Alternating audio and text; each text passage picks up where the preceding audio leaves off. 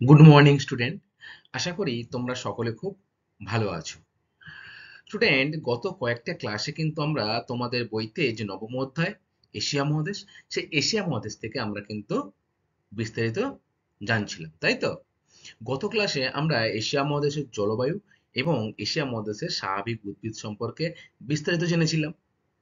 আজকে যে বিষয়টা নিয়ে আমরা আলোচনা করব সেটা হলো এশিয়া মহাদেশের মধ্যেই যে ইয়াংশি নদী অববাহিকা রয়েছে সেটি সম্পর্কে জানবো, এবং টোকিও ইয়োকোহামা শিল্পাঞ্চল রয়েছে, সেই টোকিও ইয়োকোহামা শিল্পাঞ্চল সম্পর্কেও আজকের আমাদের আলোচ্য বিষয়। তার আগে দেখি জলবায়ু এবং স্বাভাবিক উদ্ভিদের যে আগের ক্লাসটায় তোমাদের কতটা পড়া মনে আছে। আচ্ছা, তো কেউ আমাকে বলো যে নিরক্ষীয় জলবায়ু যে অঞ্চল সেটা এশিয়া মহাদেশে লক্ষ্য করা যায়। তাহলে এশিয়া মহাদেশের কোন কোন দেশে নিরক্ষীয় জলবায়ু অঞ্চল লক্ষ্য করা যায়? Very good. এই তো মালদ্বীপ, মালয়েশিয়া, শ্রীলঙ্কার কিছু অংশ, সিঙ্গাপুর, এই সমস্ত দেশগুলোতে কিন্তু, অর্থাৎ এশিয়া মহাদেশের দক্ষিণ প্রান্তে যে দেশগুলো অবস্থান করছে সেই দেশগুলোতে কিন্তু নিরক্ষীয় জলবায়ু অঞ্চল লক্ষ্য করা যায়, তাই তো? বলতো যে নিরক্ষীয় জলবায়ু অঞ্চলে কি কি উদ্ভিদ জন্মায়? Very good. Mahogany, rosewood, rubber, অর্থাৎ বছরের বেশিরভাগ সময় কিন্তু এই নিরক্ষীয় জলবায়ু অঞ্চলে বৃষ্টিপাত হয়, তাই তো?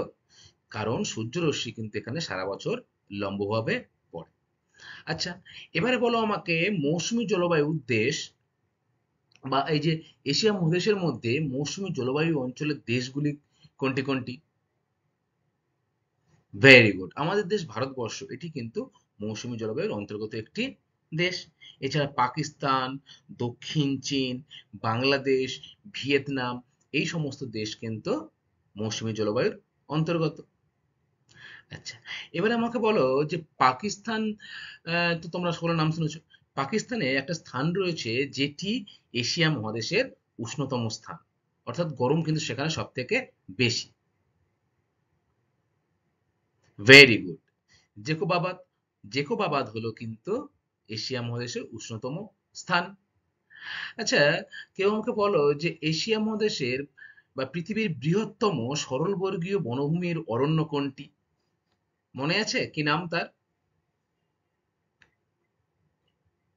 Very good. তৈগা বনভূমি হলো এশিয়া তথা পৃথিবীর বৃহত্তম সরলবর্গীয় বনভূমি, তাই তো?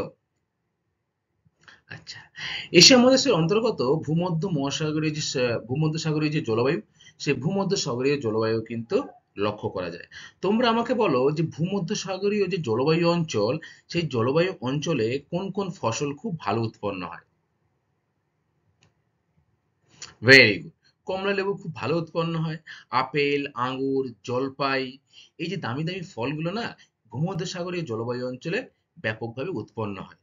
তাই ভূমধ্যসাগরীয় জলবায়ু অঞ্চলকে পৃথিবীর ফলের ঝুড়িও কিন্তু বলা হয়, তাই তো? আচ্ছা, জলবায়ুকে কিন্তু অনেক কিছু নিয়ন্ত্রণ করে। সেই জলবায়ুর নিয়ন্ত্রক সমূহ কি কি তোমাদের মনে আছে? Very good. বায়ুপ্রবাহ আর সমুদ্র স্রোত, ভূমির ঢাল, তাই না? এই বিষয়গুলো কিন্তু কোনো একটি অঞ্চলের জলবায়ু বা স্বাভাবিক উদ্ভিদকে কিন্তু নিয়ন্ত্রণ করে। আচ্ছা, তাহলে গত ক্লাসের পড়া কিন্তু তোমাদের ভালোই মনে আছে। আজকে আমরা তাহলে শুরু করব ইয়াংশিকিয়াং অববাহিকা এবং টোকিও ইয়োকোহামা শিল্পাঞ্চল সম্পর্কে। তাহলে চলো ক্লাস শুরু করি আজকের বিষয়। স্টুডেন্ট, তোমরা বলো তো যে এশিয়া মহাদেশে দীর্ঘতম নদীর নাম কি? Very good. এশিয়া মহাদেশের দীর্ঘতম নদীর নাম হলো ইয়াংশি নদী। আমরা কিন্তু এই ইয়াংশি নদীর যে অববাহিকা অঞ্চল, সেই অববাহিকা অঞ্চল সম্পর্কে বিস্তারিত জানবো। দেখো, এশিয়া মহাদেশের একটি উন্নত সমৃদ্ধশালী অঞ্চল হলো এই ইয়াংশি নদীর অববাহিকা অঞ্চল। ইয়াংশি এশিয়া মহাদেশের দীর্ঘতম নদী, যার দৈর্ঘ্য কিন্তু হলো 5,530 কিলোমিটার। আর এই ইয়াংশি নদী কোথায় উৎপন্ন হয়েছে স্টুডেন্ট? তোমরা নদ নদী পড়ার সময় নিশ্চয়ই খেয়াল করেছো সেটা, তাই তো? বলো তো কোথায়? Very good. কুনলুন পর্বতের একটি হিমবাহ থেকে কিন্তু এই ইয়াংশি নদীটার সৃষ্টি হয়েছে। তারপর এই নদীটি পূর্ব দিকে প্রবাহিত হয়ে একেবারে পূর্ব দিকে যে পূর্ব চীন সাগর রয়েছে, সেই চীন সাগরে গিয়ে কিন্তু এই নদীটি মিশেছে। চীনের ইয়াংসি নদী অববাহিকা অঞ্চল এশিয়ার একটি উন্নত ও সমৃদ্ধশালী অঞ্চল। তাহলে আমরা কি জানলাম, যে ইয়াংসি অঞ্চলটা কিন্তু অর্থনৈতিক দিক দিয়ে খুবই উন্নত এবং সমৃদ্ধশালী অঞ্চল হলো এই চীনের ইয়াংসি নদী অববাহিকা। আর আমরা স্টুডেন্ট প্রায় সকলেই জানি যে নদীকে কেন্দ্র করেই কিন্তু পৃথিবীর বড় বড় শহর নগর গড়ে ওঠে, তাই তো? প্রাচীন কাল থেকেই সে সভ্যতার শুরু হওয়া থেকেই কিন্তু নদীকে কেন্দ্র করেই সভ্যতার বিকাশ ঘটেছে। তাই নদীকে কিন্তু সকলে মায়ের মতো পুজো করে। তোমরা বলো তো আমাকে, যে সিন্ধু নদীর তীরে কোন দুটি প্রাচীন সভ্যতা গড়ে উঠেছিল, মনে আছে? Very good. হরপ্পা সভ্যতা আর মহেঞ্জোদারো সভ্যতা, তাই তো? এই দুটি সভ্যতা কিন্তু নদীকে কেন্দ্র করে, সিন্ধু নদীকে কেন্দ্র করে গড়ে উঠেছিল। এরপরে দেখো স্টুডেন্ট, ইয়াংসি নদী অববাহিকাকে মূলত কয় ভাগে ভাগ করা যায় ও কি কি? দেখো, ভূপ্রকৃতির পার্থক্য, মৃত্তিকা ও জলবায়ুর পার্থক্যের উপর ভিত্তি করে ইয়াংসি নদী অববাহিকাকে কিন্তু তিন ভাগে ভাগ করা যায়। ভূপ্রকৃতির পার্থক্য মানে ভূপ্রকৃতি কোথাও নিচু। দেখো, যেখানে এই ইয়াংসি নদীর সৃষ্টি হয়েছে সেটা কিন্তু একটি ছিল কোয়েনলেম হিমবাহ।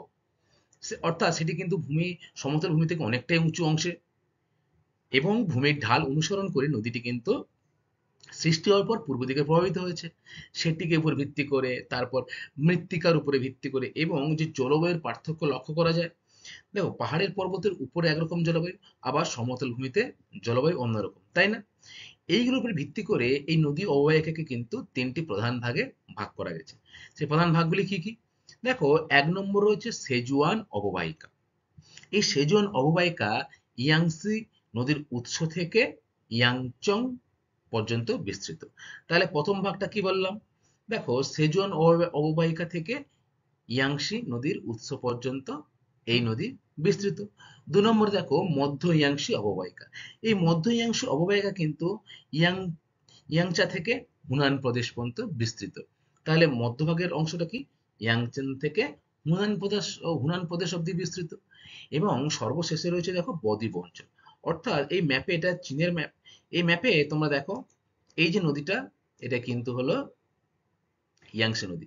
এই যে শেষ অংশটা, এই শেষ অংশটা হচ্ছে বদ্বীপ অংশ, যেটি হুনান থেকে চীন সাগরের মোহনা পর্যন্ত বিস্তৃত। আবার এই যে অংশটা, এইখানে কিন্তু রয়েছে কুয়েনলুন পর্বতের হিমবাহ, সেখান থেকেই কিন্তু এই ইয়াংসি নদীটির সৃষ্টি হয়েছে। তাহলে স্টুডেন্ট, আমরা কি বুঝলাম? যে ইয়াংসি নদীর অববাহিকাকে কিন্তু তিনটি ভাগে ভাগ করা যাচ্ছে: সেজুয়ান অববাহিকা, মধ্য ইয়াংসি অববাহিকা এবং বদ্বীপ অঞ্চল। আমাদের দেশে প্রধান নদীর নাম কি স্টুডেন্ট? গঙ্গা নদী। Very good. গঙ্গা নদীরও কিন্তু ভাগ রয়েছে। তার গতিকে ভিত্তি করে উচ্চ প্রবাহ, মধ্য প্রবাহ এবং নিম্ন প্রবাহ কে তিনটে ভাগ করা হয়েছে। তোমরা যখন তোমাদের এই ভূগোল বইতে যখন নদী চ্যাপ্টারটা পড়ছিলে, তখন কিন্তু তোমরা সেটা খেয়াল করেছো, তাই তো? তাহলে বলো, গঙ্গা নদী উচ্চ প্রবাহ কোথা থেকে কোথা অবধি? উৎস থেকে হরিদ্বার অবধি। তাহলে উৎসটা কোথায়? গঙ্গোত্রী হিমবাহের গোমুখতে। Very good. এবারে বলো তো, যে বঙ্গোপসাগরে যে মিশেছে তোমার গঙ্গা নদী, সেই গঙ্গা নদীর নিম্ন প্রবাহটা কত অবধি? মুর্শিদাবাদের মিঠিপুর থেকে বঙ্গোপসাগর অবধি, অর্থাৎ মোহনা অবধি, তাই তো? ঠিক তেমনি ভারতবর্ষের গঙ্গা নদীর যেমন উচ্চ প্রবাহ, নিম্ন প্রবাহ এবং মধ্যপ্রবাহ রয়েছে, সেরকমই ইয়াংসি নদীর অববাহিকাকেও কিন্তু ভূপ্রকৃতি, জলবায়ু এবং মৃত্তিকার উপরে ভিত্তি করে এই তিনটি ভাগে ভাগ করা গেছে। ঠিক আছে? তারপর এবার আমরা এই তিনটি ভাগ সম্পর্কে বিস্তারিত জানব। দেখো, প্রথমে রয়েছে সেজুয়ান অববাহিকা। তাহলে এক নম্বরে কি ছিল? সেজুয়ান অববাহিকা। দু নম্বরে কি ছিল? মধ্য ইয়াংসি অববাহিকা। এবং তিন নম্বরে ছিল বদ্বীপ অববাহিকা। দেখো, ইয়াংসি নদীর উৎস অঞ্চলে চারটি উপনদীর সঞ্চয় কাজের ফলে সেজুয়ান অববাহিকার তৈরি হয়েছে। তাহলে সেজুয়ান অববাহিকার কিভাবে তৈরি হয়েছে? ইয়াংসি নদীর উৎস অঞ্চলে চারটি যে উপনদী রয়েছে, সেই উপনদীর সঞ্চয় কাজের ফলে কিন্তু সেজুয়ান অববাহিকা তৈরি হয়েছে। এই অববাহিকাটি লাল রঙের বেলে পাথর দিয়ে তৈরি বলে একে রেড বেসিন বলা হয়। তাহলে তোমাদের পরীক্ষার জন্য কিন্তু খুব গুরুত্বপূর্ণ একটা প্রশ্ন, যে সেজুয়ান অববাহিকাকে কেন রেড বেসিন বলা হয়? তোমরা কি বলবে উত্তরে? সেজুয়ান অববাহিকার যে মৃত্তিকা রয়েছে, অববাহিকার যে ইয়াংসি নদীর উৎস থেকে যে অববাহিকার অবস্থান করছে, সেই অববাহিকাটার যে মৃত্তিকা সেটি কিন্তু লাল বেলে পাথরের তৈরি। তাই এই সমগ্র অঞ্চলটিকে বলা হয় রেড বেসিন। ঠিক আছে? এই রেড বেসিন অববাহিকাটি উৎস থেকে ইয়াংচি পর্যন্ত বিস্তৃত। এখানকার জলবায়ু খুবই মনোরম। এই অববাহিকায় কৃষি সমৃদ্ধ জনবহুল অঞ্চল। আচ্ছা, দেখো নদীমাতৃক যে সভ্যতাগুলি সেগুলো কিন্তু বিশেষ করে গড়ে উঠেছিল মানুষের যে কৃষিজ যে ফসল উৎপন্নের মাধ্যম দিয়ে, অর্থাৎ তাদের জীবিকার যে প্রধান উৎস, সেই উৎস ছিল কিন্তু কৃষিকাজ। এই সেজন অববাহিকাতেও কিন্তু মনোরম পরিবেশের জন্য এবং মৃত্তিকার জন্য কৃষিকাজ সমৃদ্ধ একটি অঞ্চল, যার ফলে এখানে জনবসতিও কিন্তু খুবই বেশি। আচ্ছা, এরপরে দেখো স্টুডেন্ট, ২ নম্বর রয়েছে মধ্য ইয়াংসি অববাহিকা। আচ্ছা, ইয়াংচং থেকে হুনান প্রদেশের মধ্যে যে ইয়াংসি অববাহিকাটা অবস্থান করছে, সেটাকে আমরা কি বলবো? মধ্য ইয়াংসি অববাহিকা। এই অববাহিকা অঞ্চলটি কিন্তু অত্যন্ত উর্বর এবং সমতল ভূমি। অর্থাৎ তোমরা বুঝতেই পারছো, সমতল ভূমি আবার উর্বর, ফলে এখানে কিন্তু চাষবাসটা খুবই ভালো হবে, তাই তো? এই অঞ্চলের মাটি নবীন পলিমাটি থাকার জন্য কৃষিকাজ খুবই ভালো হয়। আমরা জানি যে পলিমাটি দু ধরনের হয়, একটা নবীন আর একটা কি প্রাচীন। যেটি নবীন সেটি কিন্তু নদীর তীরবর্তী অঞ্চলে লক্ষ্য করা যায়, তাই তো? আর যেটা প্রাচীন সেটা নদী থেকে দূরবর্তী অঞ্চলে লক্ষ্য করা যায়। নদীর তীরবর্তী যে অঞ্চলে নবীন পলিমাটি লক্ষ্য করা যায় স্টুডেন্ট, সেই সব অঞ্চলে কিন্তু প্রচুর পরিমাণে কৃষিকাজ হয়। বিশেষ করে প্রচুর পরিমাণে ধান কিন্তু উৎপন্ন হয় এই পলিমাটিযুক্ত সমভূমি অঞ্চলে। এই জন্যে হুনান প্রদেশকে কিন্তু চীনের ধানের গোলা বলা হয়। তাহলে খুব গুরুত্বপূর্ণ একটা প্রশ্ন, শর্ট কোশ্চেন, যে চীনের ধানের গোলা কাকে বলা হয়? তোমাদের উত্তর কি হবে স্টুডেন্ট? Very good. চীনের ধানের গোলা বলা হয় হুনান প্রদেশকে। কেন বলা হয়? কারণ এই অঞ্চলের যে মৃত্তিকা সেটি পলিমাটি এবং উর্বর, আহ, নদীর তীরবর্তী অঞ্চলের মাটি। ফলে এই অঞ্চলে প্রচুর পরিমাণে কৃষিজ ফসল উৎপন্ন হয়, বিশেষ করে ধান বেশি উৎপন্ন হয়, তাই তো? আচ্ছা, ভেরি গুড। ধান ছাড়া এখানে আর কি কি উৎপন্ন হয় দেখো। ধান ছাড়া এখানে গম, কার্পাস, আখ, তৈলবীজ প্রভৃতি যে ফসল, সেই ফসল কিন্তু উৎপন্ন হয়। ইয়াংশি কিয়াং এর মধ্যে অববাহিকা প্রচুর পরিমাণে শস্য উৎপাদন হয় বলে একে চীনের শস্য ভাণ্ডারও বলা হয়। একদিকে যেমন এই হুনান প্রদেশকে চীনের ধানের গোলা বলা হয়, ঠিক তেমনি ইয়াংশি কিয়াং যে অববাহিকা, সেই ইয়াংশি নদীর অববাহিকায় এত পরিমাণে সবজি বা শস্য উৎপন্ন হয়, সেই কারণে কিন্তু এই অঞ্চলকে চীনের শস্য ভাণ্ডারও বলা হয়। আচ্ছা বলো তো, ভারতের খনিজ ভাণ্ডার কাকে বলা হয়? মনে আছে তোমাদের? Very good. ছোটনাগপুর মালভূমিকে ভারতের খনিজ ভাণ্ডার বলা হয়, কারণ সেখানে কিন্তু প্রচুর পরিমাণে খনিজ সম্পদ পাওয়া যায়। ঠিক তেমনি বিভিন্ন রকম যে উৎপন্ন ফসল সেটি প্রচুর পরিমাণে এই ইয়াংসি নদীর অববাহিকায় উৎপন্ন হয় বলে এই নদীর অববাহিকাকে কিন্তু চীনের শস্য ভাণ্ডার বলা হয়। আচ্ছা, এরপরে আমরা ৩ নম্বর যে ভাগটা, সে ভাগটা সম্পর্কে জানব। বদ্বীপ অঞ্চল। দেখো এই বদ্বীপ অঞ্চলটা কোনটা বলতো? যেটি হুনান প্রদেশ থেকে কিন্তু চীন সাগরের মোহনা পর্যন্ত ইয়াংশিকিয়াং নদীর যে অংশটি, সেটি কিন্তু বদ্বীপ অঞ্চল নামে পরিচিত। দেখো নদী কিন্তু তার মোহনার কাছেই বদ্বীপ সৃষ্টি করে, তাই তো? গঙ্গা নদীর বদ্বীপ সৃষ্টি হয়েছে মোহনার কাছে, বঙ্গোপসাগরের কাছে। সেখানে সুন্দরবনে অনেক ছোট বড় কিন্তু বদ্বীপ সৃষ্টি হচ্ছে, তাই না? কেন সৃষ্টি হয়েছে? কারণ নদীর তার যে গতি, সেই গতিটা কিন্তু নিম্ন প্রবাহে একদম বন্ধ হয়ে যায়, বা নিম্ন প্রবাহে কিন্তু সেই গতি হারিয়ে ফেলে সে। ফলে পলিবালি যেগুলো, নুড়ি কাকর যেগুলো উচ্চ গতি থেকে ধীরে ধীরে নিচের দিকে নেমে আসে প্রবল স্রোতের দরুন, সেগুলো কিন্তু এই বদ্বীপ অঞ্চলে এসে কি হয়, তার গতি হারিয়ে ফেলা, সেগুলো জমে জমে বদ্বীপ সৃষ্টি হয়, তাই তো? ঠিক তেমনি এই যে ইয়াংশি নদী, সেটি মোহনার কাছে এসে, অর্থাৎ চীন সাগরের কাছে এসে কিন্তু অনেক বদ্বীপের সৃষ্টি করেছে।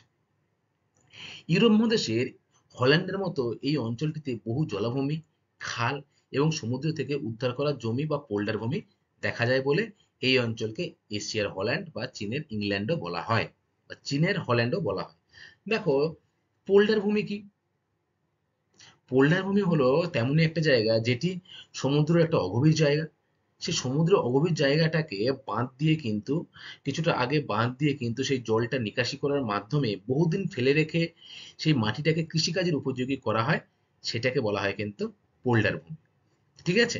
এই পোল্ডার ভূমি কিন্তু এই ইয়াংসি নদী অববাহিকার যে বদ্বীপ অঞ্চল, সেই বদ্বীপ অঞ্চলে লক্ষ্য করা যায়। ঠিক আছে? এই কারণের জন্যে চীনের এই ইয়াংশি বদ্বীপ অঞ্চলকে চীনের হল্যান্ড বা এশিয়ার হল্যান্ডও কিন্তু বলা হয়। তাহলে তোমরা মনে রাখবে যে চীনের হল্যান্ড বা এশিয়ার হল্যান্ড কাকে বলা হয়? ইয়াংশি নদীর বদ্বীপ অঞ্চলকে। আচ্ছা, নিবিড় কৃষি পদ্ধতিতে প্রচুর ফসল উৎপন্ন করা হয়। দেখো, নিবিড় কৃষি মানে কি স্টুডেন্ট? জানো তোমরা? জানো, আমি বলে দিচ্ছি শোনো। নিবিড় কৃষি মানে হচ্ছে যে কোনো ফসল একটা জমিতে যখন উৎপন্ন হচ্ছে, কেটে নেওয়ার পর সেই জমিটা কিন্তু পতিত রাখা হয় না, অর্থাৎ ফেলে রাখা হয় না। তার ফসল কেটে নেওয়ার পর অন্য আরেকটা ফসল কিন্তু সাথে সাথেই চাষ করা হয়। তাকে কিন্তু আমরা বলবো নিবিড় কৃষি। ঠিক আছে? এই অঞ্চলে অবস্থিত সাংহাই চীনের বৃহত্তম শহর। তাহলে চীনের বৃহত্তম শহরের নাম কি স্টুডেন্ট? সাংহাই, তাই তো? চীনের রাজধানীর নাম তোমরা জানো কি? Very good, Beijing. বেজিং হলো চীনের রাজধানী। কিন্তু চীনের যে বৃহত্তম শহর, সে সাংহাই কিন্তু এই তোমার ইয়াংসি নদীর অববাহিকায় অবস্থান করছে। শুধু এটা কিন্তু বৃহত্তম শহরে নয়, শিল্পকেন্দ্র, শ্রেষ্ঠ বন্দর কিন্তু এই সাংহাই শহরটি। কার্পাস বয়ন শিল্পের উন্নতির জন্য একে চীনের ম্যানচেস্টার বলা হয়। কার্পাস বয়ন শিল্প এই অঞ্চলে, সাংহাই অঞ্চলে উন্নত, তাই একে চীনের ম্যানচেস্টার বলা হয়। ম্যানচেস্টার একটা ইউরোপের একটি জায়গা, যেটি প্রচুর পরিমাণে কিন্তু শিল্প কেন্দ্রে, যে কার্পাস বয়ন বস্ত্রবয়ন শিল্প আছে, সেই শিল্প কিন্তু ব্যাপকভাবে উন্নত। তারই নাম অনুসারে কিন্তু চীনের একটা জায়গার নাম করা হয়েছে চীনের ম্যানচেস্টার। তাকে বলা হয় সাংহাই শহরকে। ঠিক আছে? বলো তো আমাকে, যে ভারতবর্ষের ম্যানচেস্টার কাকে বলা হয়? পারবে বলতে?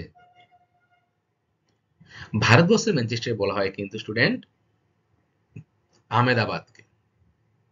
গুজরাটের যে আহমেদাবাদ শহর রয়েছে, সেখানেও প্রচুর পরিমাণে এরকম কার্পাস বস্ত্রবয়ন শিল্প গড়ে উঠেছে।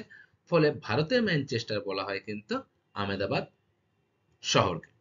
তাহলে আমরা কিন্তু তিনটি যে ভাগ রয়েছে ইয়াংসি নদীর অববাহিকায়, সেই তিনটি ভাগ সম্পর্কে বিস্তারিত জানলাম। তাহলে তোমরা আমাকে বলো স্টুডেন্ট, চীনের ধানের গোলা বলা হয় কাকে? Very good. চীনের ধানের গোলা বলা হয় হুনান প্রদেশকে, তাই তো? আচ্ছা, এশিয়ার হল্যান্ড বা চীনের ইংল্যান্ড বলা হয় কাকে? মনে আছে? Very good. ইয়াংসি নদীর অববাহিকার যে নিম্নাংশ অর্থাৎ বদ্বীপ অঞ্চল, সেই বদ্বীপ অঞ্চলকেই বলা হয় কিন্তু এশিয়ার হল্যান্ড। আচ্ছা, রেড বেসিন কাকে বলে? দেখো, রেড বেসিনটা কাকে বলে তোমরা কি শুনেছিলে? যে ইয়াংসি নদীর অববাহিকা উ- যেখানে উৎস সৃষ্টি হচ্ছে, সেখান থেকে ইংচাং পর্যন্ত যে মাটিটা, সে মাটি কিন্তু লাল বেলে পাথরের তৈরি। তাই এই যে অঞ্চলটিকে কিন্তু বলা হয় রেড বেসিন। আর চীনের ম্যানচেস্টার বলা হয় এই বদ্বীপ অঞ্চলকেই, বা সাংহাই সাংহাই শহরকে। আমরা ইয়াংসি নদীর অববাহিকায় যে তিনটে ভাগ পড়লাম, সেই ভাগ পড়ার পর আমাদের একটাই কিন্তু ধারণা আসতে পারে, তাই না? ইয়াংসি নদী অববাহিকা কিন্তু অর্থনৈতিক দিক দিয়ে অনেকটাই সমৃদ্ধ, তাই তো? চীনের ইয়াংসি নদীর অববাহিকা অঞ্চল এশিয়া মহাদেশের একটি উন্নত ও সমৃদ্ধশালী অঞ্চল। এই উন্নতির কারণগুলি কি, সেই সম্পর্কে আমরা এবার একটু জেনে নেব। দেখো, কৃষির উন্নতি। ইয়াংশিকিয়াং যে অববাহিকা অঞ্চলটি, সেটি কিন্তু বিস্তীর্ণ সমভূমি অঞ্চল, উর্বর পলিমাটি রয়েছে, আবার অনুকূল জলবায়ু থাকার জন্য এখানে কিন্তু কৃষিজ ফসল ব্যাপকভাবে উৎপন্ন হয়। ঠিক এই কারণেই কিন্তু হুনান প্রদেশকে চীনের ধানের গোলা বলা হয়। ফলে এখানে প্রচুর পরিমাণে সবজি এবং কৃষিজ ফসল উৎপন্ন হওয়ার ফলে অর্থনৈতিক যে সমৃদ্ধি, সেটি কিন্তু দিনের পর দিন বৃদ্ধি পেয়েছে। এরপরে ২ নম্বর দেখো, খনিজ সম্পদের প্রাচুর্য। কোনো একটি অঞ্চলে যদি খনিজ সম্পদের প্রাচুর্য লক্ষ্য পাওয়া যায় বা বেশি পরিমাণে থাকে, তাহলে কিন্তু সেই অঞ্চল কিন্তু অর্থনৈতিক দিক থেকে অনেকটাই সমৃদ্ধ হতে পারে। বিশেষ করে লৌহ ইস্পাত শিল্প, রাসায়নিক যে শিল্পের জন্য যে কাঁচামাল, সেই কাঁচামালজাত খনিজ সম্পদ, কয়লা, আকরিক, তামা, দস্তা, এই যে জিনিসগুলো, এগুলো কিন্তু এই ইয়াংসি নদীর অববাহিকায় প্রচুর পরিমাণে পাওয়া যায়। ফলে এই অঞ্চল কিন্তু অর্থনৈতিক দিক থেকে বেশ উন্নত। এরপরে দেখো শিল্পের উন্নতি, বিশেষ করে লৌহ ইস্পাত শিল্প, রাসায়নিক শিল্প, রেশম শিল্প, বস্ত্র বয়ন শিল্প, কাগজ শিল্প ইত্যাদির জন্য কিন্তু এই ইয়াংসি নদীর অববাহিকা বিখ্যাত। শিল্পোন্নতির কারণে খুব স্বাভাবিকভাবেই এই অঞ্চল কিন্তু অনেকটাই অর্থনৈতিক সমৃদ্ধি লাভ করেছে। এরপরে দেখো উন্নত পরিবহন ব্যবস্থা। আমি তোমাদের একটু আগেই বললাম যে এই ইয়াংসি নদী অববাহিকা বেশিরভাগ অংশটা কিন্তু বিস্তীর্ণ সমভূমি অঞ্চল। তাহলে সমভূমি অঞ্চলে কিন্তু যোগাযোগ ব্যবস্থা বা যাতায়াত ব্যবস্থা খুবই উন্নত। সেটি রেলপথ হতে পারে, সেটি সড়ক পথ হতে পারে, তাই তো? আচ্ছা, নাম্বার ৫, পর্যাপ্ত জলসম্পদ। এই যে পূর্ব চীন সাগরে ইয়াংসি নদীর অববাহিকা বা মোহনা কিন্তু গিয়ে মিশেছে, সেখানে বদ্বীপ অঞ্চলে পর্যাপ্ত জলের যোগান তো অবশ্যই আছে। তেমনি সমভূমি অঞ্চল, এই নদী যে যে অঞ্চলের উপর দিয়ে বয়ে এসছে সেই অঞ্চলগুলিতেও কিন্তু এই নদীর জল পর্যাপ্ত পরিমাণে পাওয়া যায়। ফলে চাষবাস বা ফসল উৎপন্ন, বিভিন্ন রকম শিল্পে যে জলের যোগান হয়, সেই জলের যোগান কিন্তু খুব সহজেই পাওয়া যায়। ফলে এই অঞ্চল, এই ইয়াংসি নদীর অববাহিকা কিন্তু অর্থনৈতিক দিক থেকে অনেকটাই সমৃদ্ধ। এরপরে রয়েছে দেখো বন্দরের অবস্থান। দেখো বিখ্যাত শহর সাংহাই কিন্তু এখানে রয়েছে। আবার সাংহাই যে বন্দর, সে সাংহাই বন্দর এখানে রয়েছে। এছাড়া তোমার নিংচুং বন্দর রয়েছে, তারপরে রয়েছে চুংকিং, নামকিং, এই সমস্ত বন্দর কিন্তু এই ইয়াংসি নদীর অববাহিকায় লক্ষ্য করা যায়। যার ফলে উৎপন্ন যে দ্রব্য বা কৃষিজ ফসল, সেগুলো কিন্তু দেশের অন্যত্র পাঠিয়ে দেওয়া হচ্ছে বা বিদেশে খুব সহজেই রপ্তানি করা হচ্ছে এই জাহাজ বা বন্দরের মাধ্যমে। তাহলে তোমরা বুঝতে পারলে যে বন্দরের অবস্থানের জন্যই কিন্তু ইয়াংসি নদী অববাহিকায় অনেকটাই অর্থনৈতিক সমৃদ্ধ লাভ করেছে। এরপরে রয়েছে দেখো ঘনবসতি এবং সুলভ শ্রমিক। দেখো জনগণ বা জনসমুদ্র হওয়ার কারণে এখানে কিন্তু এই বিভিন্ন যে কর্মক্ষেত্র রয়েছে, যেমন শিল্প, ব্যবসা বাণিজ্য, বন্দর, কৃষিতে প্রচুর পরিমাণ শ্রমিক লাগে। সেই শ্রমিক কিন্তু খুব কম টাকায় পাওয়া যায়। যেকোনো শিল্পে বা যেকোনো অর্থনৈতিক সমৃদ্ধির কারণে কিন্তু সে শিল্পের সাথে সাথে সুলভ শ্রমিক এবং খনিজ ঘনবসতি প্রয়োজন। যেখানে ঘনবসতি বেশি হবে, সেখানে কিন্তু শ্রমিক অনেক কম খরচে পাওয়া যেতে পারে। এই যে পয়েন্টগুলো বললাম আমি তোমাদের, এই পয়েন্টগুলোর জন্যই কিন্তু ইয়াংসি অববাহিকার অর্থনৈতিক সমৃদ্ধি দিনের পর দিন বৃদ্ধি পেয়েছে। তাহলে আমরা ইয়াংসি নদীর যে অববাহিকা, সেই অববাহিকা সম্পর্কে বিস্তারিত জানলাম।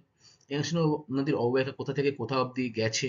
তারপরে ইয়াংসি নদীর অববাহিকার যে ৩টি ভাগ, জলবায়ু, মৃত্তিকা বা উৎস অনুসারে, সেই ভাগ সম্পর্কে কি জেনেছি। এবং লাস্টে আমরা কি জানলাম, যে ইয়াংসি অববাহিকার অর্থনৈতিক সমৃদ্ধির কারণ সম্পর্কে।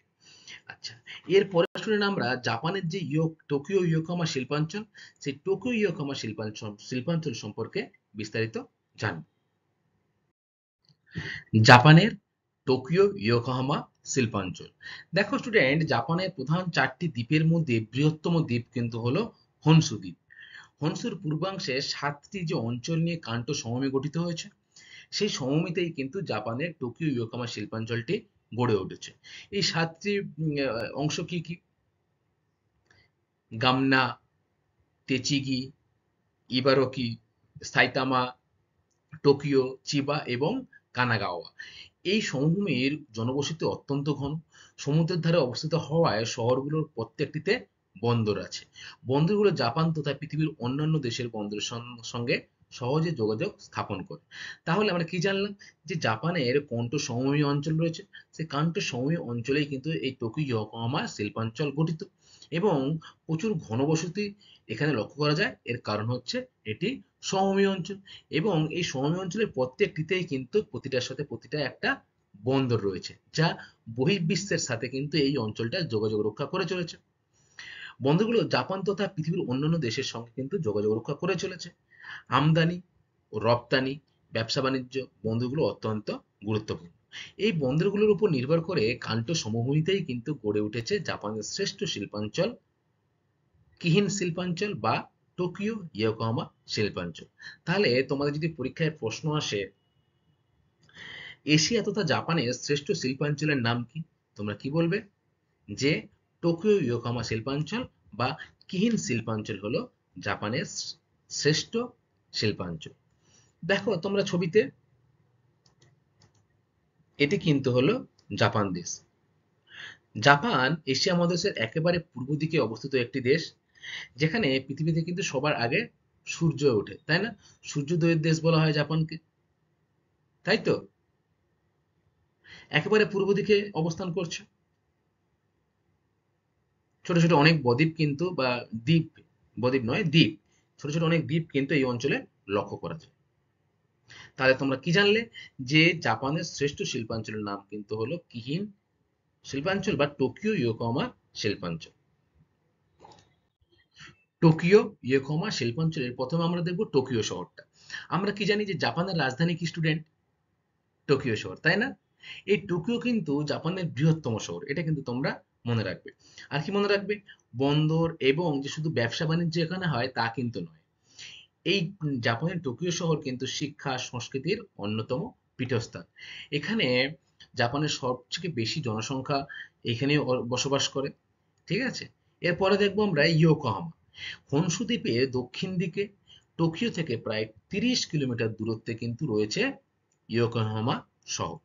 জাপানের দ্বিতীয় বৃহত্তম শহর হলো কিন্তু ইয়োকোহামা, এবং ইয়োকোহামাটা হলো জাপানের সর্ববৃহৎ বন্দর। তাহলে যদি বলে জাপানের সর্ববৃহৎ শহর বা বৃহত্তম শহর কোনটি, তাহলে তোমার উত্তর কি হবে? টোকিও শহর। দ্বিতীয় বৃহত্তম শহর হলো ইয়োকোহামা। এবং যদি বলে জাপানের সর্ববৃহৎ বন্দর কোনটি, তোমাদের উত্তরে কি হবে? যে ইয়োকোহামা। টোকিও বন্দরের কাছে উপসাগরের গভীরতা কম, তাই বড় বড় জাহাজ কিন্তু টোকিও বন্দরে প্রবেশ করতে পারে না। অপরদিকে ইয়োকোহামা এই দেশের সর্ববৃহৎ বন্দর হিসেবে কিন্তু কাজ করছে। যেগুলো টোকিওতে আসতে পারছে না সেগুলো কিন্তু ইয়োকোহামাতে আসছে। টোকিও ইয়োকোহামা শিল্পাঞ্চলের শিল্প, অর্থাৎ এই টোকিও ইয়োকোহামা শিল্পাঞ্চলে কোন কোন শিল্প গড়ে উঠেছে সেগুলো একটু আমরা দেখে নেব। প্রথমেই দেখবো আমরা কার্পাস বস্ত্রবয়ন শিল্প, অর্থাৎ এই সুতো, সুতো দিয়েই তৈরি হয় তো কার্পাস বস্ত্রবয়ন শিল্প। দ্বিতীয় দেখো পশম শিল্প। তৃতীয় হচ্ছে খাদ্য প্রক্রিয়াকরণ, অর্থাৎ বিভিন্ন রকম যে খাদ্য রয়েছে প্যাকেটিং করা, সেগুলোকে প্যাকেটিং করে বিদেশে রপ্তানি করা, সেই যে প্রক্রিয়াকরণ, সেই প্রক্রিয়াকরণ কিন্তু একটি শিল্পের মধ্যে পড়ে। এরপরে রয়েছে দেখো জৈব প্রযুক্তি, লৌহ ইস্পাত। এটা হলো লৌহ ইস্পাত, লোহা তৈরি হচ্ছে। ঠিক আছে? এটা প্যাকেটিং করছে। এরপরে রয়েছে মোটর গাড়ি নির্মাণ কেন্দ্র। জাপানে মোটর গাড়ি নির্মাণ কেন্দ্র কিন্তু পৃথিবী বিখ্যাত একটি শিল্প। এছাড়া বিমান নির্মাণ, ইলেকট্রনিক্সের তথ্য, ইলেকট্রনিক্সের জন্য বিখ্যাত এই জাপানের টোকিও ইয়োকোহামা শিল্পাঞ্চল। তথ্য প্রযুক্তির জন্যও কিন্তু এই টোকিও ইয়োকোহামা শিল্পাঞ্চল পৃথিবী বিখ্যাত। তাহলে কোন কোন শিল্প এখানে আহ, হয় স্টুডেন্ট? কার্পাস বস্ত্রবয়ন, পশম, জৈব প্রযুক্তি, লৌহ ইস্পাত শিল্প, মোটর গাড়ি, বিমান নির্মাণ, ইলেকট্রনিক্স, তথ্য প্রযুক্তি ইত্যাদি কিন্তু এখানকার প্রধান প্রধান শিল্প। এবারে এই যে শিল্পগুলো আমরা কথা বললাম, এই শিল্পগুলো গড়ে ওঠার নির্দিষ্ট তো কিছু কারণ থাকবে, তাই তো? তাহলে চলো আমরা সেটা দেখে নিই যে জাপানের টোকিও ইয়োকোহামা শিল্পাঞ্চল গড়ে ওঠার কারণগুলি কি কি। প্রথমে দেখব সমতল ভূপ্রকৃতি। জাপানের দেশটি পর্বতময় হলেও টোকিও উপসাগরের পশ্চিম উপকূল কোয়ান্টো সমভূমি কিন্তু ভূমিরূপগতভাবে সমতল। এই সমতল ভূপ্রকৃতি শিল্প গড়ে তোলার পক্ষে অনুকূল। আমরা সকলেই জানি যে পাহাড় পর্বতের তুলনায় সমতল ভূমিভাগে খুব সহজেই শিল্প কারখানা গড়ে উঠবে, তাই তো? আর বেশিরভাগ অঞ্চল কিন্তু জাপানের পর্বত নয়, কিন্তু টোকিও যে কান্টো সমভূমি রয়েছে সেটি কিন্তু পর্বত খুব একটা বেশি লক্ষ্য করা যায় না, সেখানে সমতল ভূমিভাগ, ফলে সেখানে শিল্প গড়ে উঠেছে। নাম্বার দুই দেখো অনুকূল জলবায়ু।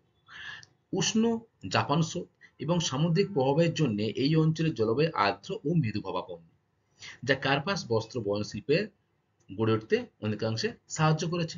তাহলে জলবায়ু আরামদায়ক হলে তখনই তো মানুষ কঠোর পরিশ্রম করতে পারবে, তাই তো? দেখো এখানে জলবায়ু আর্দ্র মানে মানে ভেজা, অর্থাৎ বৃষ্টি কিন্তু ভালোই হয় এবং মৃদুভাবাপন্ন। হুম। 3 নম্বর পয়েন্ট দেখো রয়েছে কাঁচামাল প্রাপ্তির সুবিধা। যে কোনো শিল্পাঞ্চলে শিল্প গড়ে ওঠার জন্য কিন্তু দরকার কাঁচামাল, তাই না? লৌহ ইস্পাত শিল্পের কাঁচামাল কি? আকরিক লোহা। ম্যাঙ্গানিজ, তাই তো? ঠিক তেমনই দেখো, সামুদ্রিক মাছ, নিকটবর্তী বনভূমির কাঠ, সংলগ্ন অঞ্চলের রেশম, ভারত ও অস্ট্রেলিয়া থেকে আমদানি করা লৌহ আকরিক ইত্যাদির কারণে কিন্তু বনজ, কৃষিজ ও ধাতব শিল্প, তিনটে শিল্পই কিন্তু এই জাপানের টোকিও ইয়োকোমা শিল্পাঞ্চলে গড়ে উঠেছে। তাহলে কি জানলে তোমরা? যে সমতল ভূপ্রকৃতির জন্য এখানে শিল্প ভালো হয়, অনুকূল জলবায়ুর জন্য এখানে শিল্প ভালো হয়, এছাড়া কাঁচামাল প্রাপ্তির সুবিধার জন্যও কিন্তু এখানে শিল্প ভালো হয়। এই যে ছবিটা তোমরা দেখছো, এটা কিন্তু ইয়োকোহামা শিল্পাঞ্চলের একটি চিত্র। আচ্ছা, এরপরে আরো কি কারণ রয়েছে? এরপরে আরো কারণ রয়েছে, দেখো স্টুডেন্ট, বন্দরের নৈকট্য। বন্দরের নৈকট্য মানে, দেখো, যে শিল্প আমি উৎপাদন করব বা শিল্পের জন্য যে কাঁচামাল আমি বিদেশ থেকে আনবো, সেটা যদি কাছাকাছি বন্দর না থাকে তাহলে কিন্তু খুবই খরচ সাপেক্ষ। টোকিও সাগরের ভগ্ন উপকূলে টোকিও, ইয়োকোহামা প্রভৃতি বন্দর কিন্তু এই শিল্পাঞ্চলে কাঁচামালটাকে আমদানি ও শিল্পজাত দ্রব্য, অর্থাৎ যেটা তৈরি হচ্ছে কলকারখানায়, সেটি কিন্তু বিদেশে রপ্তানি করতে সাহায্য করে। তাহলে বন্দরের নৈকট্য কিন্তু যে কোনো শিল্প গড়ে ওঠার অন্যতম কারণ, কারণ সেটাকে বিদেশে রপ্তানি করতে বন্দরই সবার আগেই সুবিধা দেয়, তাই তো? এরপরে পাঁচের মধ্যে দেখো জলবিদ্যুতের প্রাচুর্য। জাপান দেশটি জলবিদ্যুৎ উৎপাদনে উন্নত হওয়ায় এই অঞ্চলের শিল্পের প্রয়োজনীয় বিদ্যুতের অভাব হয় না।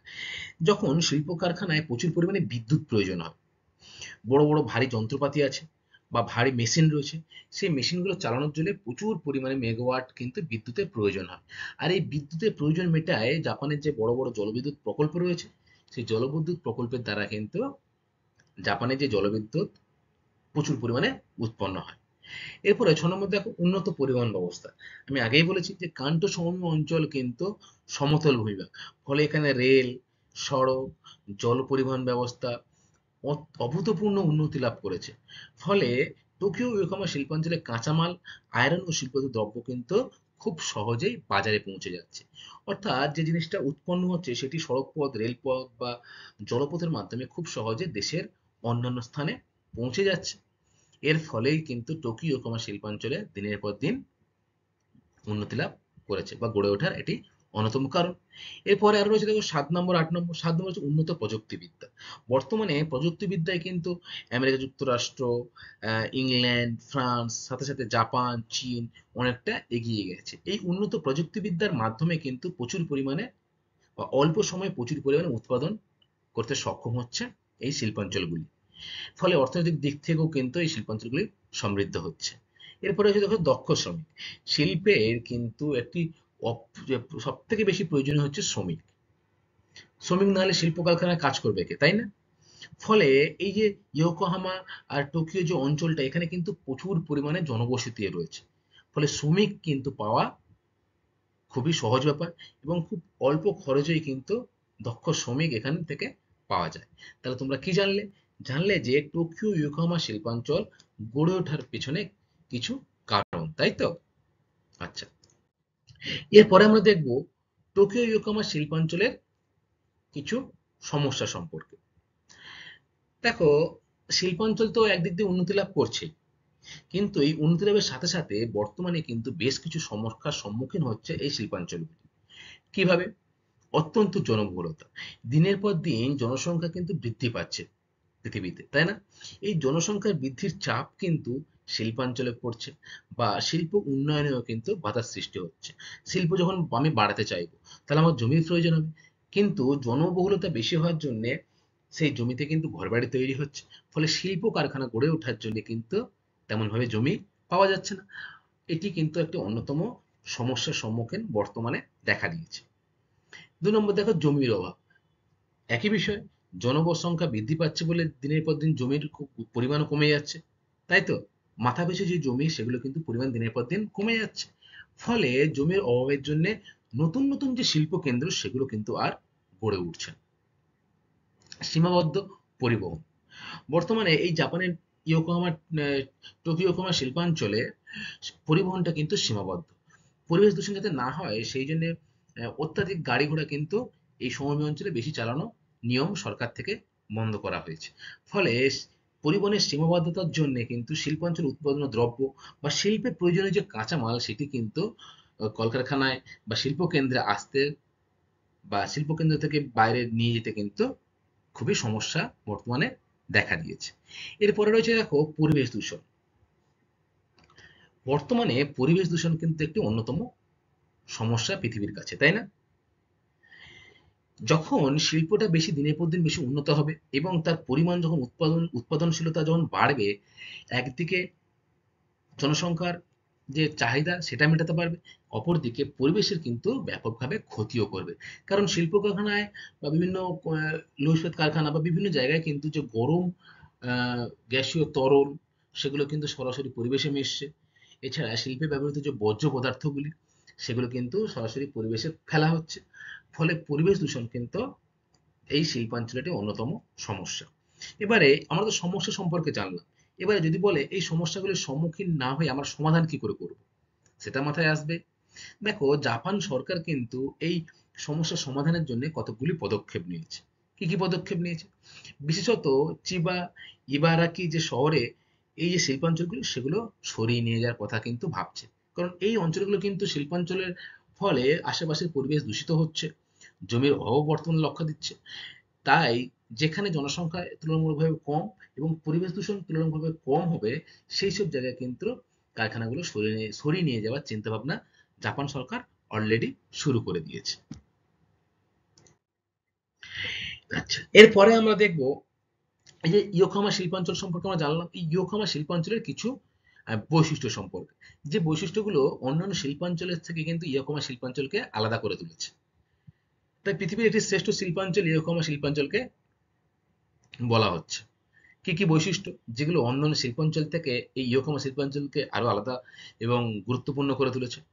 গোটা বিশ্বকে নগর পরিকল্পনার ব্যাপারে নতুন দিশা দেখিয়েছে এই শহর। অর্থাৎ এই ইয়োকোহামা শহর কিন্তু গোটা বিশ্বকে নগর পরিকল্পনার ব্যাপারে যে শিক্ষা দেওয়া বা নতুন দিশার কিন্তু পথ দেখিয়েছে।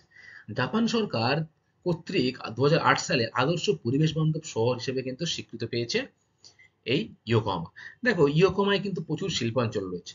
এর ফলেও পরিবেশ বান্ধব কিভাবে পরিবেশকে রক্ষা করে আমি শিল্পকে দিনের পর দিন আরো উন্নত করব, সেটা কিন্তু গোটা বিশ্বকে দেখিয়ে দিয়ে তাক লাগিয়ে দিয়েছে এই ইয়োকোহামা শিল্পাঞ্চল। তাই এই শিল্পাঞ্চলের বৈশিষ্ট্য কিন্তু অন্যান্য শিল্পাঞ্চলের তুলনায় অনেকটাই বেশি। শিল্প দূষণ প্রতিরোধ করতে সক্ষম হয়েছে।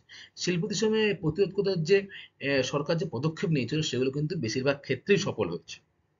ঠিক আছে, অনেক সরকার দেখবে শিল্পতে কেন্দ্রের দূষণ কমানোর জন্য বিভিন্ন পদক্ষেপ নেয়, কিন্তু সেটা সফল হয় না অনেক সময়। কিন্তু জাপানের এই ইয়োকোহামা সরকার শিল্প দূষণ প্রতিরোধে কিন্তু সক্ষম হয়েছে। এর পাশাপাশি 4 নম্বর দেখো, কৃষিকাজকেও কিন্তু সমান গুরুত্ব দেওয়া হয়েছে। শিল্প তো অবশ্যই গুরুত্ব দেওয়া হয়েছে, সাথে সাথে কৃষিকাজকেও কিন্তু সমান গুরুত্ব দেওয়া হয়েছে। 5 নম্বর দেখো, বর্জ্য পদার্থের সঠিক ব্যবস্থাপনা এবং পুনর্ব্যবস্থা করা হয়েছে। দেখো, শিল্প কারখানায় যে বর্জ্য পদার্থগুলো নির্গত হয় সেটি কিভাবে সঠিকভাবে ব্যবস্থাপনা না করলে পরিবেশ কিন্তু দিনের পর দিন দূষিত হবে। এবং এই বর্জ্য পদার্থগুলোকে কিভাবে আবার পুনরায় ব্যবহার করা যায়, সেই ব্যবহার করতেও কিন্তু এই ইউকোহামা শিল্পাঞ্চল যথেষ্ট সফল হয়েছে। আচ্ছা, নাম্বার 6, পতিত জমি পুনরুদ্ধার এবং জমির পুনর্ব্যবহারের উপর গুরুত্ব দেওয়া হয়েছে। যে জমিগুলো ফেলে দেওয়া হয় বা যে জমিগুলো এমনি পড়ে আছে পরিবেশে কোনো কাজে লাগে না, সেই জমিকে কিন্তু পুনরুদ্ধার করে সেই জমিতেই কিন্তু শিল্পাঞ্চল বর্তমানে করা হচ্ছে। শহরের থেকে দূরে কোলাহল কোনো জায়গায় না গিয়ে, যেখানে ফাঁকা জনবসতি, যেখানে জমি এমনি পতিত অবস্থায় পড়ে রয়েছে, সেখানে কিন্তু শিল্পাঞ্চলগুলোকে দিনের পর দিন সরিয়ে নিয়ে যাওয়া হচ্ছে। এইসব কারণগুলির জন্যই কিন্তু স্টুডেন্ট ইয়োকামা শিল্পাঞ্চল পৃথিবীর অন্যান্য শিল্পাঞ্চলের তুলনায় অনেকটাই উন্নত। তাহলে আমরা ইয়াংশি নদীর অববাহিকা এবং জাপানের যে টোকিও ইয়োকামা শিল্পাঞ্চল রয়েছে সেই সম্পর্কে আজকের বিস্তারিত জানলাম। এবার কয়েকটি গুরুত্বপূর্ণ প্রশ্ন রয়েছে, সেইগুলো সম্পর্কে আমরা একটু জানব। কয়েকটি গুরুত্বপূর্ণ প্রশ্ন। প্রথমে রয়েছে দেখো 1 নম্বর, এশিয়া মহাদেশের দীর্ঘতম নদীর নাম কি? তোমরাই বলো আমাকে। Very good. এশিয়ার মধ্যে দীর্ঘতম নদীর নাম হলো কিন্তু ইয়াংশি নদী, যার দৈর্ঘ্য 5,530 কিলোমিটার। তাই তো? এই নদী কোথায় সৃষ্টি হয়েছে? কুনলুন পর্বত থেকে। আর কোথায় গিয়ে মিশেছে স্টুডেন্ট? Very good. পূর্ব দিকে প্রবাহিত হয়ে চীন সাগরে পতিত হয়েছে। 2 নম্বর, চীনের ধানের গোলা বলা হয় কাকে? হুনান প্রদেশকে। Very good. চীনের ধানের গোলা বলা হয় কিন্তু হুনান প্রদেশকে। এখানে প্রচুর পরিমাণে কিন্তু ধান উৎপাদন হয়, সাথে সাথে গম, বিভিন্ন শাকসবজি ব্যাপকভাবে উৎপন্ন হয়। তাই এই অঞ্চলকে চীনের ধানের ভান্ডার বা চীনের শস্য ভান্ডারও কিন্তু বলা হয় এই হুনান প্রদেশকে। 3, চীনের ম্যানচেস্টার বলা হয় কোন শহরকে? Very good. সাংহাই শহরকে বলা হয় চীনের ম্যানচেস্টার, এবং এই সাংহাই কিন্তু হলো চীনের সবথেকে বড় শহর। আচ্ছা, নাম্বার 4 দেখো, রেড বেসিন কাকে বলে? খুব গুরুত্বপূর্ণ একটা প্রশ্ন, রেড বেসিন কাকে বলে? দেখো, এই ইয়াংসি নদীর যেখানে সৃষ্টি হয়েছে সেখান থেকে চিংমাং যে প্রদেশ অবধি, সেই অবধি কিন্তু এখানে লাল বেলে মাটির আধিক্য লক্ষ্য করা যায়। তাই এই অঞ্চলকে কিন্তু বলা হয় রেড বেসিন অঞ্চল। জাপানের বৃহত্তম দ্বীপের নাম কি? 4টি বৃহত্তম দ্বীপ রয়েছে তার মধ্যে জাপান, সেই দ্বীপের মধ্যে বৃহত্তম রয়েছে কিন্তু হনসু দ্বীপ। আচ্ছা, জাপানের শ্রেষ্ঠ শিল্পাঞ্চলের নাম কি? এক্ষুনি তোমাদের সাথে আলোচনা করলাম, টোকিও ইয়োকোহামা শিল্পাঞ্চল বা কিহিন শিল্পাঞ্চল। টোকিও ইয়োকোহামা শিল্পাঞ্চলে কোন কোন শিল্প গড়ে উঠেছে? দেখো, লৌহ ইস্পাত শিল্প, বস্ত্র বয়ন শিল্প, খাদ্য প্রক্রিয়াকরণ শিল্প, মোটরগাড়ি নির্মাণ শিল্প, তথ্য প্রযুক্তি, ইলেকট্রনিক্স, তারপরে জৈব প্রযুক্তি, বিভিন্ন রকম শিল্প কিন্তু এই টোকিও ইয়োকোহামা শিল্পাঞ্চলে গড়ে উঠেছে।